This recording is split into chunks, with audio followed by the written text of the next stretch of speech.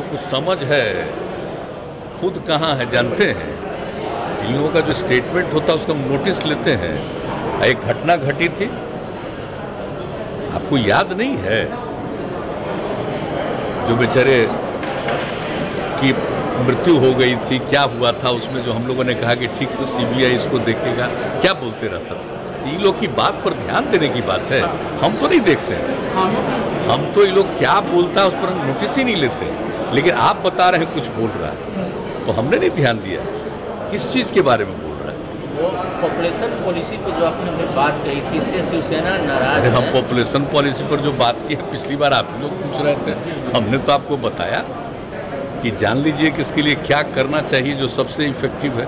कौन राज्य क्या करेगा उस पर हमको कुछ नहीं कहा, तो बोल दिए थे ना कि कौन क्या करना चाहते करें, लेकिन मेरी समझ से जो सबसे बड़ी चीज़ है वो हम पिछली बार बता दिए थे कि जब तक आप महिलाओं को पढ़ाइएगा तो उससे बहुत ज़्यादा होगा। और हमने पूरी कहानी आपको बता दी, जो पूरे देश का सर्वे हुआ था, बिहार का सर्वे हुआ था। पति पत्नी में पत्नी मैट्रिक पास है तो जो प्रजनन दर 2 है, और अगर पति पत्नी में वो +2 तक की पढ़ाई की हुई है 12वीं कक्षा तक, तो पूरे देश में प्रजनन दर 1.7, और यहाँ तक कि बिहार में ऐसा होने पर और बेहतर 1.6। इसी को लेकर के यूरेका की भावना आई और तत्काल हमने हर पंचायत में +2 तक का स्कूल बनाने का निर्णय ले लिया। ज़्यादातर हो चुका है और कुछ जगह पर ज़मीन नहीं मिल रही थी तो वहाँ के मिडिल स्कूल को ही हम लोगों ने बनवा दिया आगे, और बाकी जो 2 है 11वां और 12वां का उसका भी काम हो रहा है। और उसके चलते प्रजनन दर हमारा 4 था, वो घट करके 3 पर पहुँचा है। तो जो अगर पति पत्नी में अगर पत्नी शिक्षित होगी तो निश्चित रूप से प्रजनन दर घटेगा, ये हमारी फीलिंग हम बता रहे हैं। बाकी किसको क्या है, मतलब लड़कियों के पढ़ने पर चिंता है तो जिसको अगर चिंता है तो वो जाने, किसको छोड़ करके कहाँ गया है, कहाँ से छोड़ के फिर कहाँ आने वाला है, ये वो ना जानेगा जी। हम लोगों की बात करते हैं, हम लोगों को इन सब लोगों से कोई मतलब नहीं, और हम लोग बिला वजह किसी पर कुछ बोलते नहीं। अभी आप पूछ रहे तो हम बता दें, हम लोगों का अपना अपना विचार है, करता रहे, हमको क्या मतलब। देखिए, ये पर्टिकुलर कुछ राज्यों की बात है जहाँ सबसे पहले ये काम शुरू हुआ, उत्पादकता भी बढ़ी थी और वहाँ से लोगों का खरीदा जाता था अनाज। तो वो उन सब इलाकों में जो नई पॉलिसी बनी है, नई कानून बने, तो उसको लेकर के उन लोगों का विरोध है।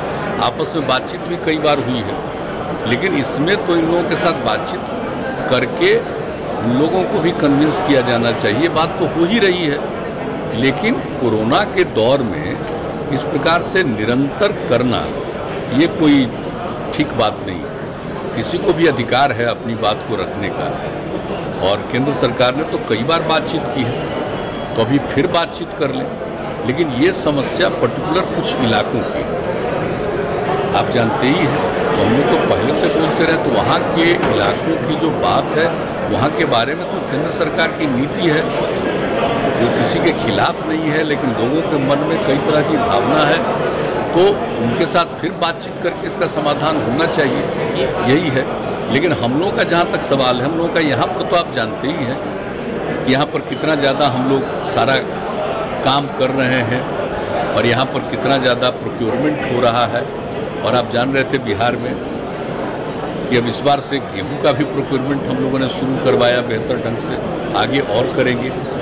तो यहाँ तो बात ही दूसरी है, लेकिन पर्टिकुलर उन जगहों पर जहाँ सबसे पहले प्रोक्योरमेंट शुरू हुआ था, वहाँ के लोगों की जो प्रणाली थी, जो काम करने का वहाँ का तरीका था, तो वहाँ के लोगों के साथ बातचीत करके उस इलाके के लिए क्या होना चाहिए, इस पर विचार करके ही फाइनल एक दूसरे से बातचीत। लेकिन हम तो सबसे अनुरोध करेंगे कि भाई कोरोना के दौर में इस तरह से पूरे तौर पर इतनी बड़ी संख्या में इकट्ठा हो करके, ये देख लीजिए दुनिया भर में समस्या है, और इस तरह की ये चीज़ आ गई है कि एक राउंड नहीं, दूसरा राउंड, अब तीसरे राउंड का खतरा, तो इस पर गौर करना चाहिए, सोचना चाहिए पार्लियामेंट में। लेकिन बातचीत तो होना चाहिए। देखिए, रूलिंग पार्टी है, अपोजिशन पार्टी है, तो अपोजिशन पार्टी को तो जिस चीज़ में कुछ करने की इच्छा होती है वही ना करेगा, वो तो एक अलग चीज़ है।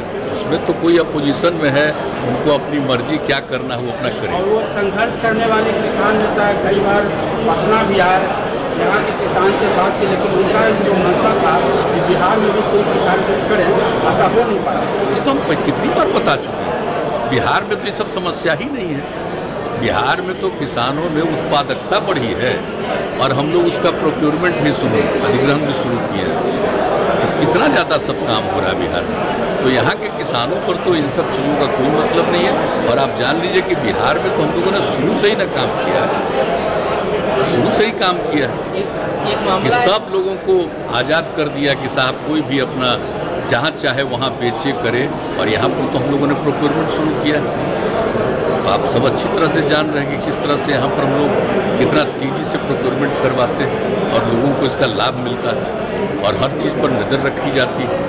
फोन टैपिंग से मामला जुड़ा है। इजराइल की एक कंपनी ने फोन टैपिंग किया जिसमें कई मंत्री, जज, पत्रकार शामिल हैं। पार्लियामेंट में काफ़ी आज हंगामा हो रहा है इसको लेकर। वो सब तो समझ लीजिए, और हम तो शुरू से कह रहे हैं आपको, ये जो आ गया है ना नई टेक्नोलॉजी, ये तो आफत करेगी, इस पर गौर करना चाहिए।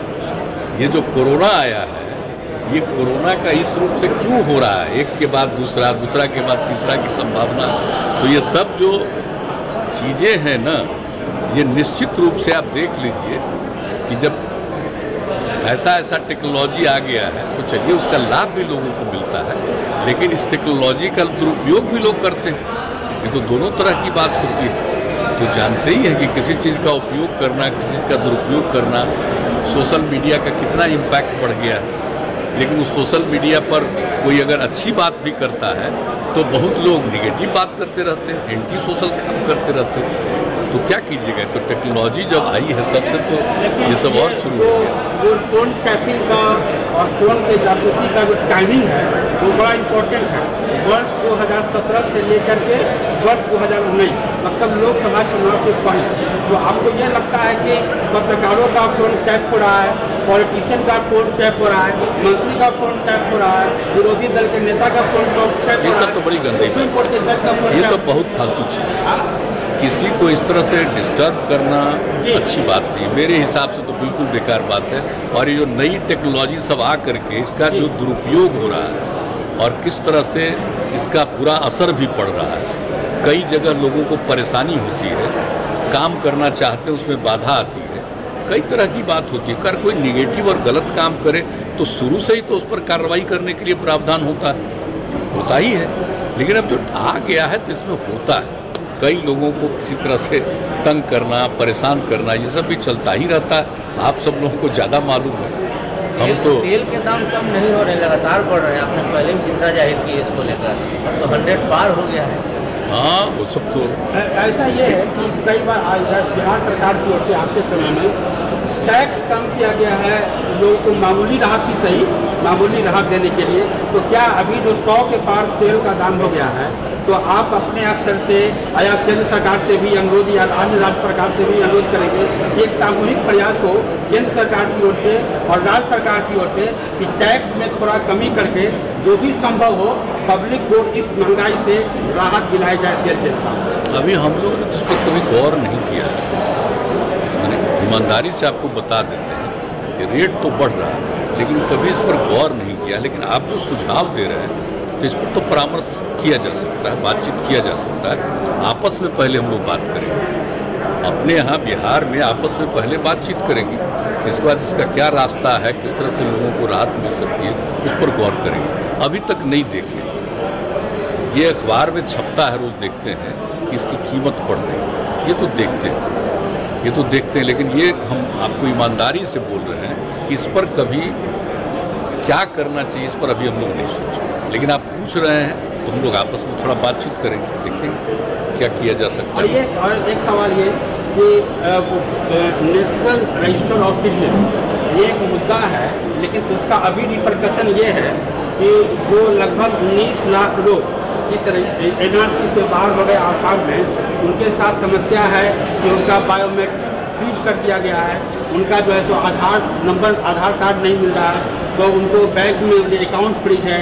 और ऐसे कितने लोग हैं जैसे पूर्व राष्ट्रपति फखरुद्दीन अली अहमद के परिवार, या ऐसे लोग जो आसाम गवर्नमेंट में नौकरी किए या जो आसाम को रिप्रेजेंट किए, वो सारे लोग ऐसे बहुत जेन्युइन लोग, उनको जो मोटे तौर पर वो जेन्युइन है, वो उनका भी नाम हट गया है और एक गंभीर समस्या है। और कई स्टेट के चीफ मिनिस्टर जैसे ममता बनर्जी कह चुकी हैं कि हमारे यहाँ NRC लागू नहीं हुआ।